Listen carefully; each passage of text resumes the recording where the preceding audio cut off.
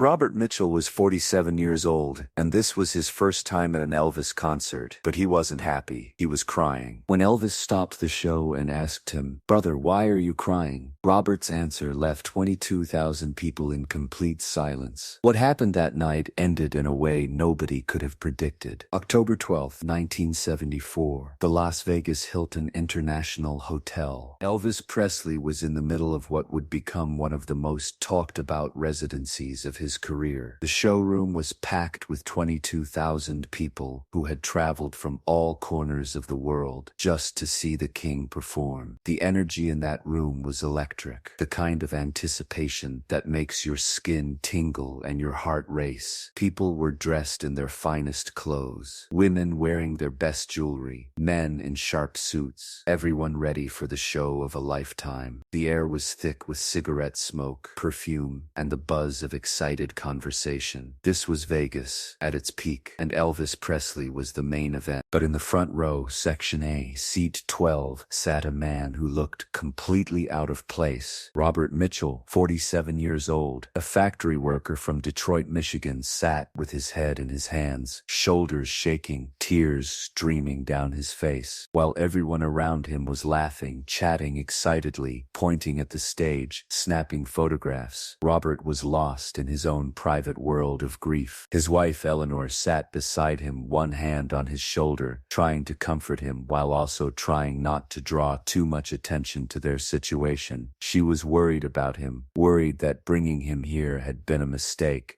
worried that this might be too much for him to handle. Robert had never been to a concert before. Not Elvis, not anyone. Growing up in a strict religious household in rural Michigan, music had been considered frivolous, a distraction from work and prayer. His father had been a hard man who believed that entertainment was a sin, that any joy not derived from worship was somehow corrupt. Robert had spent his entire childhood and young adulthood working on the family farm, attending church 3 times a week, and living a life of severe discipline. He'd married Eleanor when he was 22, and together they'd built a modest life in Detroit, where Robert worked at an automotive factory, the same one his father-in-law had worked at for 30 years before him. They'd had 2 children, Michael and Susan, and life had been simple, predictable, and deeply rooted in routine and responsibility. But 3 months ago, everything had changed. Their son Michael, just 19 years old, had been killed in a car accident. A drunk driver had run a red light and hit Michael's car broadside as he was driving home from his job at the grocery store. The impact had killed him instantly. In one terrible moment, Robert and Eleanor's world had been shattered into a million pieces. The grief was overwhelming, suffocating, all-consuming. Robert had always been a stoic man, someone who kept his emotions locked away, who believed that real men didn't cry, didn't break down, didn't show weakness. But losing Michael had broken something fundamental inside him. For 3 months, he'd barely spoken, barely eaten, barely functioned. He went to work like a robot, came home, sat in Michael's empty room, and stared at the walls. Eleanor was desperately worried about him, terrified that she was losing her husband along with her son. Then one day, while going through Michael's belongings, Eleanor had found something that surprised her. Hidden in Michael's closet, behind his clothes, was a collection of Elvis Presley records. Not just a few albums, but dozens of them. Every album Elvis had ever released, carefully organized, lovingly maintained. There were posters too, rolled up and stored carefully, and a scrapbook filled with magazine clippings, concert reviews, and photographs of Elvis. Eleanor had known that Michael liked music, but she'd had no idea how deep his love for Elvis ran. When she'd asked Michael about it once, years ago, he'd shrugged it off, knowing his father's strict views about entertainment. But clearly, Elvis Presley had meant something profound to their son. Eleanor had sat in Michael's room, holding those records, and had an idea, maybe, just maybe, connecting with something Michael loved loved could help Robert find his way back from the dark place he'd retreated to. She'd heard that Elvis was performing in Las Vegas, just a day's drive away. She'd taken money from their meager savings, bought 2 tickets, booked a modest hotel room, and presented the plan to Robert. At first, he'd refused. Going to a concert felt wrong, felt like a betrayal of his grief, of his son. How could he possibly enjoy music when Michael was gone? But Eleanor had been insistent, pleading with him, telling him that Michael would want them to live, would want them to find joy again. After days of her gentle persistence, Robert had finally, reluctantly agreed to go. The drive to Las Vegas had been mostly silent. Robert staring out the window at the desert landscape, Eleanor occasionally reaching over to squeeze his hand. When they'd arrived in Vegas, the noise and lights and chaos of the city had been overwhelming for Robert, who was used to the quiet, industrial monotony of Detroit. Everything was too bright, too loud, too alive. It felt obscene to be in a place of such excess and celebration when his heart was filled with nothing but darkness. When they checked into their hotel and Eleanor had shown him the concert tickets, Robert had felt his chest tighten with anxiety. What was he doing here? What was the point of any of this? But Eleanor had been so hopeful, so determined, that he couldn't bring himself to refuse. So he'd put on the one decent shirt he owned, let Eleanor straighten his collar, and followed her to the showroom. When they'd found their seats, right there in the front row, Robert had been shocked. These must have cost Eleanor a fortune, money they didn't really have. The guilt of it, combined with the overwhelming grief that never left him, had started to break through the walls he'd built around himself. And then, sitting there in that seat, surrounded by all these happy, excited people, Robert had felt the full weight of everything he'd lost crash down on him. His son was gone. His son, who had loved Elvis Presley, who had dreamed of someday seeing him perform, would never get this chance. And here Robert was, sitting in the front row about to see the very show Michael had dreamed of attending, and Michael wasn't here to see it. The injustice of it, the cruel irony, was too much to bear. The tears had started before he could stop them, and once they started he couldn't make them stop. Eleanor held his hand tightly, whispering reassurances, but Robert couldn't hear her over the roar of his own grief. People around them were starting to notice, glancing over with concerned or uncomfortable expressions, but Robert was beyond caring about what strangers thought. He was drowning, and he didn't know how to save himself. When the lights dimmed and the crowd erupted in screams and applause, Robert barely registered it. When Elvis walked onto that stage in his white jumpsuit covered in rhinestones and eagles, looking every bit like the king he was called, the crowd went absolutely insane. But Robert just kept crying, his head in his hands, his whole body shaking with sobs. Elvis opened with C.C. Ryder, his powerful voice filling every corner of that massive room, his presence commanding and magnetic. The crowd was on their feet, dancing, singing along, completely lost in the moment. But Elvis, even while performing with full energy and commitment, had already noticed something in the front row. There was a man crying, not happy tears, not the overwhelmed emotional response of a fan seeing their idol, but real, deep grief. Elvis had seen enough pain in his life to recognize it when he saw it. Even from the stage, even while singing and moving and engaging with the crowd, a part of his attention was on that man in the front row, who was clearly suffering. Elvis finished the song to thunderous applause, and instead of launching immediately into the next number as planned, he paused. He walked to the edge of the stage, right to the spot directly in front of Robert's seat, and the crowd started to quiet down, sensing that something unplanned was about to happen. Elvis knelt down at the edge of the stage, bringing himself as close to eye level with Robert as he could, and in a voice that was picked up by his microphone and broadcast through the entire room, he said, "Brother, why are you crying?" The question hung in the air. 22,000 people fell completely silent, all eyes turning to the crying man in the front row. Robert looked up, stunned, his face wet with tears, and found himself staring directly into the eyes of Elvis Presley. For a moment he couldn't speak, couldn't breathe. Elvis waited, patient and genuinely concerned, his famous face full of compassion and curiosity. Eleanor squeezed Robert's hand, encouraging him, and somehow Robert found his voice. "My son," Robert managed to say, his voice breaking. "My son, he loved you. He loved you so much. And he died 3 months ago. Car accident. He was only 19. He always wanted to see you perform, but he never got the chance. And now I'm here, and he's not. And I just—" Robert couldn't continue. The words dissolved into sobs, and he buried his face in his hands again. The silence in that enormous room was absolute and profound. Elvis stayed where he was, kneeling at the edge of the stage, and when he spoke again, his voice was thick with emotion. "What was your son's name, sir?" "Michael," Robert said, looking up again. "Michael James Mitchell." Elvis nodded slowly, taking that in, honoring it. "Michael James Mitchell," he repeated, and hearing his son's name spoken by Elvis Presley,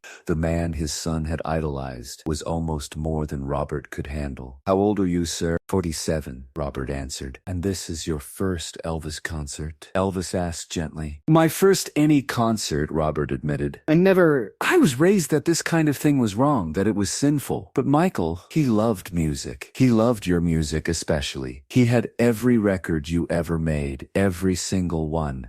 And I never knew. I never paid attention. I was so focused on work and responsibility and doing what was right according to my father's rules that I never took the time to understand what my own son loved. And now he's gone, and I can't ever tell him that I should have listened, that I should have paid attention, that I should have taken him to see you while I had the chance." The raw honesty and pain in Robert's words hit everyone in that room like a physical force. People were crying now. Not just Robert. Grown men were wiping their eyes. Women were holding their partners. Elvis himself had tears running down his face, which the audience could see clearly thanks to the stage lights. This wasn't a performance anymore. This was real human grief, real human connection, happening in real time in front of thousands of witnesses. Elvis stood up slowly and turned to address the entire audience. "Ladies and gentlemen," he said, his voice still carrying that Elvis charisma, but now tempered with deep emotion, "I want to tell you about Robert Mitchell. Robert just lost his son Michael 3 months ago. Michael was 19 years old, and he was apparently a big fan of mine. Robert here never got to share that love of music with his son while he was alive, and he's carrying that regret now. He's here tonight because his wife, bless her heart, thought maybe it would help him heal a little bit. I don't know if it will, but I'll tell you what I do know. I know that grief is the hardest thing any of us ever has to carry. I know what it's like to lose someone you love more than life itself, and I know that music somehow can touch places in our hearts that nothing else can reach." He turned back to Robert. "Robert, would you do me the honor of coming up here on stage with me?" Robert shook his head immediately, panic in his eyes. "No, I can't. I couldn't." "Brother, I'm not taking no for an answer," Elvis said with gentle firmness. "Your son loved my music, and you're here representing him tonight. You're here because he can't be. That makes you the most important person in this room to me right now. Please, come up here." Eleanor gave Robert a little push, and somehow, on legs that felt like they might give out at any moment, Robert stood up. Security guards appeared to help him navigate the steps to the stage, and within moments, Robert Mitchell, a 47-year-old factory worker from Detroit, who had never even been to a concert before, was standing on stage at the Las Vegas Hilton with Elvis Presley. The audience was on their feet, applauding, not with the wild enthusiasm of entertainment, but with the respectful emotion of witnessing something sacred. Elvis put his arm around Robert's shoulders, steadying him, and Robert could feel the warmth and strength of the man who had meant so much to his son. "Now, Robert," Elvis said into his microphone, "I want to dedicate the next part of this show to Michael, to your son, to the young man who loved music and who I believe is here with us in spirit tonight. And I want you to stay right here with me, okay? You're going to be my special guest for the rest of the evening. sing. Robert nodded, unable to speak. Elvis signaled to his band, and they began playing the opening notes of How Great Thou Art, one of Elvis's most powerful gospel songs. Elvis's voice, when he began to sing, was filled with a depth of emotion that went beyond entertainment. This was prayer. This was worship. This was one human soul reaching out to touch another through the vehicle of music. As Elvis sang, Robert stood beside him, tears still flowing freely, but now there was something else mixed with the grief. There was comfort. There was connection. There was the sense that maybe, just maybe, Michael was somehow present in this moment, experiencing through his father what he'd never gotten to experience in life. When the song reached its climax, with Elvis's voice soaring to those incredible high notes, Robert felt something break open inside his chest. For 3 months, he'd been locked in a prison of grief and guilt, unable to cry, unable to feel, unable to function. But now, standing on this stage, surrounded by this music that his son had loved, held up by the presence of this man his son had admired, Robert felt something shift. The grief didn't disappear. It would never disappear, but it became something he could hold instead of something that held him. The tears he cried now weren't just tears of loss. They were tears of release, of connection, of love that transcended death. When the song ended, Elvis hugged Robert tightly,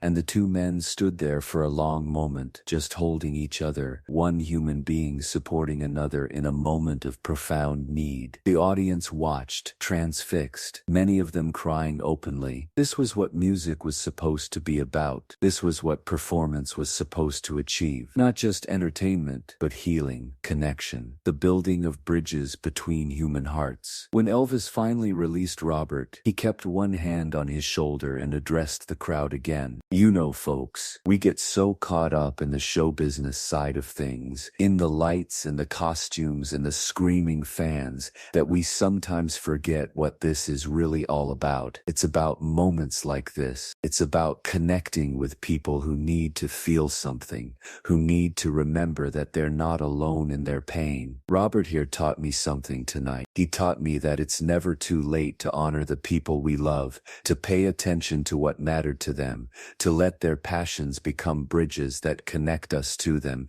even after they're gone. Elvis turned back to Robert. I'm gonna give you something, he said. I want you to have this. He reached up to his neck and removed one of the scarves he was wearing, a blue silk one with his signature embroidered on it. This scarf has been with me through this whole show tonight. It's got my sweat on it, my energy, my heart. I want you to take it home and keep it somewhere special. Not for me, but for Michael. Because even though I never got to meet your son, I feel like I know him a little bit now. Anyone who loves music the way he did, who collects records and cherishes art, that's someone with a beautiful soul. And I'm honored that my music meant something to him. Robert took the scarf with trembling hands, holding it like it was the most precious object in the world. Thank you, he whispered. Thank you so much. No, brother, thank you, Elvis said. Thank you for being brave enough to be here tonight. Thank you for being vulnerable enough to let me see your pain. You've given me and everyone in this room a gift tonight, the gift of remembering what really matters. As Robert made his way back to his seat, the standing ovation he received was unlike anything the Vegas Hilton had ever witnessed. It wasn't applause for entertainment. It was applause for courage, for vulnerability, for the human capacity to keep going, even when the weight of grief feels unbearable. Eleanor threw her arms around Robert when he sat down, both of them crying, holding each other, and for the first time in 3 months, Robert felt like maybe somehow they were going to survive this. Elvis continued with his show, but something had changed in the atmosphere of the room. Every song felt more meaningful, more connected, more real. When he sang Can't Help Falling in Love,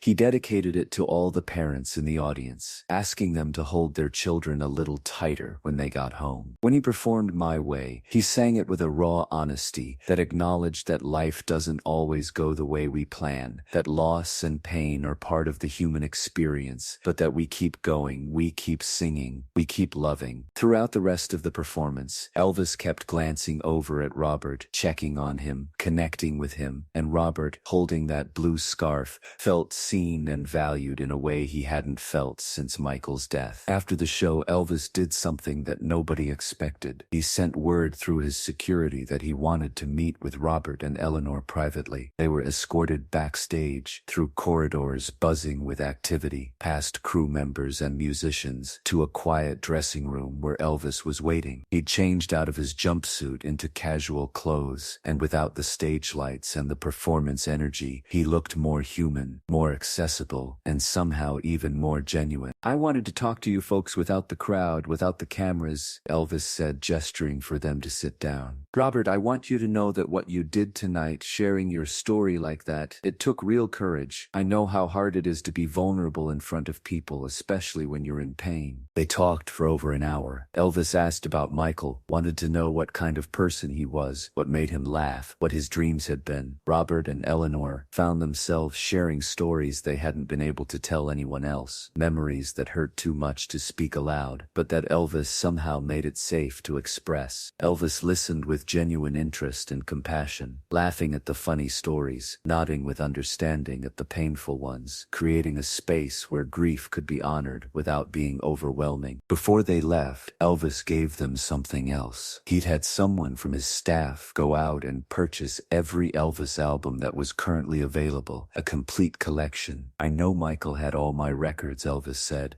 "but I want you to have a new set, fresh copies, so that when you play them, you can think about tonight, about the connection we made, about the fact that love doesn't end when someone dies. It transforms, but it doesn't end." Robert and Eleanor drove back to Detroit the next day, and the drive was different from the one coming to Vegas. They talked, really talked. For the first time in months, they talked about Michael, about their grief, about how they were going to move forward. They talked about music and about how they'd been wrong to dismiss it as frivolous, how art and beauty and expression are essential parts of what makes us human. When they got home, Robert took all of Michael's Elvis records and displayed them prominently in their living room, no longer hidden in a closet, but celebrated as part of their son's legacy. He started listening to the albums, really listening, trying to understand what Michael had heard in the music, what had spoken to him. Over the following months and years, Robert became a different man. Not the man he'd been before Michael's death. That person was gone forever. But someone new, someone who had learned that strength isn't about never showing emotion, that love is worth the pain of loss, that connection and vulnerability are gifts, not weaknesses. He and Eleanor started attending concerts, not just Elvis, but other artists too, experiencing the music that Michael had loved. They joined a support group for parents who had lost children, and Robert found that his experience with Elvis that night gave him a unique perspective on grief and healing that helped others who were struggling. The story of that night spread through the Elvis fan community. People who had been in the audience that night told the story to friends and family, and it took on a life of its own. It became one of those legendary Elvis moments, not because of anything spectacular in the traditional sense, but because it revealed the heart of the man behind the legend. Elvis had been in his final years during that 1974 performance, struggling with his own demons, his own health issues, his own pain, yet he'd still had the capacity to see someone else's suffering and respond with genuine compassion and generosity. When Elvis died in 1977, just 3 years after that night in Vegas, Robert and Eleanor were devastated. They'd never seen him perform again, but that one night had been enough. They attended a memorial service in Detroit, and Robert spoke about what Elvis had done for him, how the king of rock and roll had helped him find his way back from the darkest place a parent can go. Many people in the audience were moved to tears, understanding for the first time that Elvis's legacy wasn't just about the music or the fame, but about the countless individual lives he'd touched with his humanity. The blue scarf that Elvis gave Robert that night was framed and hung in their home, next to a photograph of Michael. Beneath it, they placed a small plaque that read, "In memory of Michael Michael James Mitchell, who loved music and taught us that it's never too late to listen. When Robert passed away in 1995 at the age of 68,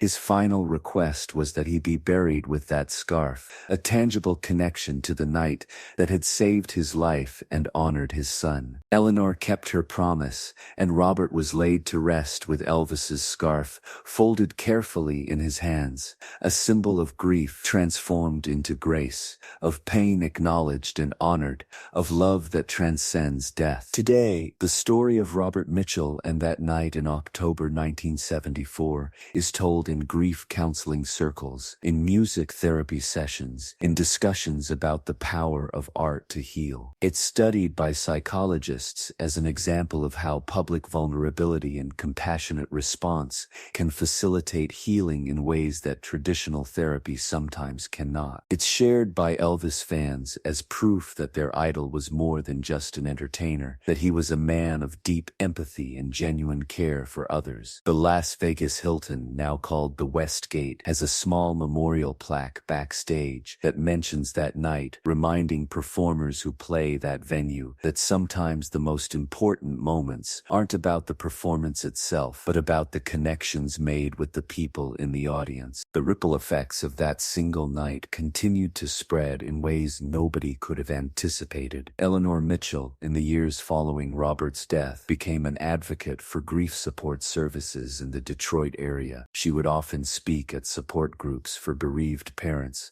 always bringing with her a photograph of that moment on stage when Elvis had his arm around Robert. "This is what saved my husband's life," she would tell people. Not just Elvis's kindness, but the act of being vulnerable, of letting his pain be seen, of accepting help from an unexpected source. Robert spent his whole life believing that real men don't cry, that showing emotion was weakness. That night, Elvis showed him that the opposite was true, that it takes more courage to be vulnerable than it does to hide behind walls. The Detroit factory where Robert had worked for 23 years created a small memorial in his honor after his passing. They dedicated their break room's music area to him, installing a turntable and a collection of vinyl records, with Elvis's albums prominently displayed. Workers who had known Robert, many of whom had witnessed his transformation after that Vegas trip, would gather during lunch breaks to listen to music together, something that would have been unthinkable in the rigid work environment before Robert's experience showed them the value of art and connection. The factory's management even started offering grief counseling services to employees, directly inspired by Robert's story and his willingness to share what he'd learned about processing loss. In 2004, on the 30th anniversary of that concert, a documentary filmmaker named Patricia Chen tracked down Eleanor Mitchell, who was then 77 years old, and asked if she'd be willing to tell the story on camera. Eleanor agreed, and the resulting short documentary titled The Man in the Front Row won several film festival awards and was eventually picked up by a major streaming service. The documentary included interviews with several people who had been in the audience that night, each of them sharing how witnessing that moment between Elvis and Robert had affected their own lives and their own relationships with grief and vulnerability. One particularly moving interview was with James Morrison, who had been a 32-year-old businessman sitting 5 rows behind Robert that night.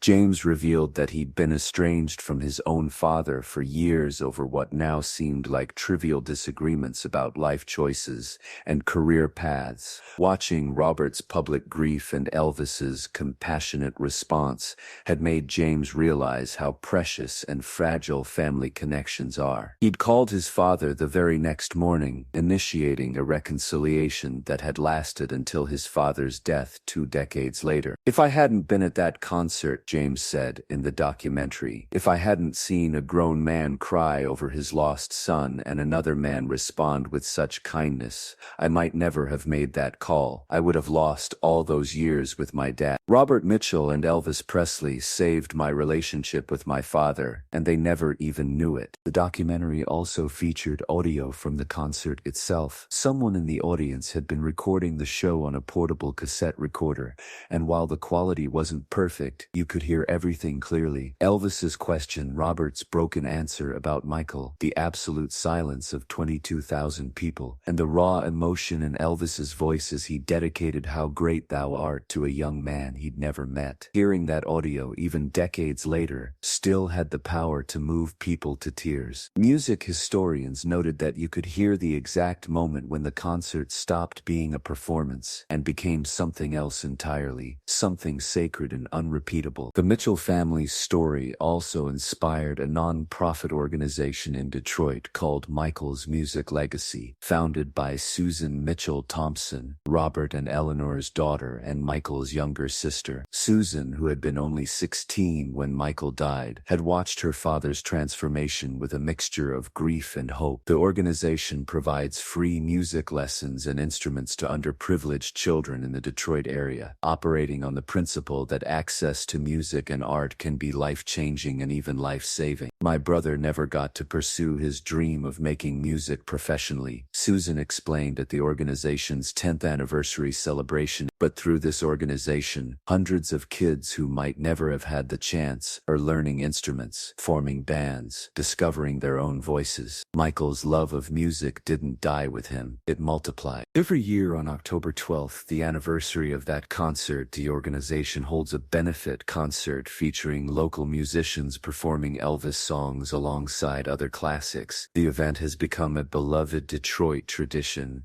drawing thousands of attendees and raising significant funds for music education programs. At each concert, someone reads the story of Robert Mitchell and that night in Las Vegas, ensuring that new generations understand the legacy of compassion, vulnerability, and the healing power of music that grew from one moment of genuine human connection. In Graceland's archives, there's a letter that Robert Mitchell wrote to Elvis in 1975, about a year after that concert. In it, Robert thanked Elvis again for what he'd done, but more importantly, he told Elvis about how his life had changed. He wrote about learning to listen to music with new ears, about connecting with Michael's memory through the albums his son had loved, about starting to volunteer at a local youth center where he helped kids who were dealing with loss and trauma. He wrote about learning to cry without shame, to feel without apology,